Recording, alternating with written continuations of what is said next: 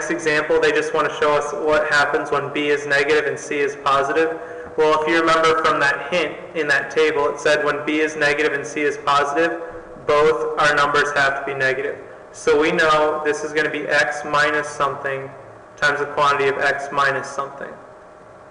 So now we need to find two numbers that add together to be 8 and then multiply together to be 12. So I'm going to take 12 and I'm just going to list some factors. I've got 1 and 12, 2 and 6, 3 and 4.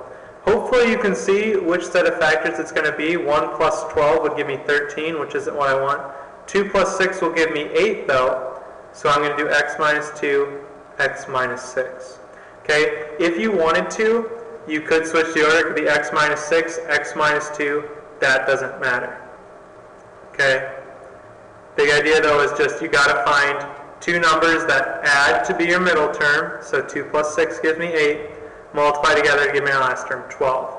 And since b is negative and c is positive, the only way to get a positive number is either they're both positive, both negative, and the only way to add to get a negative number is adding two negative numbers together. Hopefully you can tell that you can never add two positive numbers together to equal a negative number.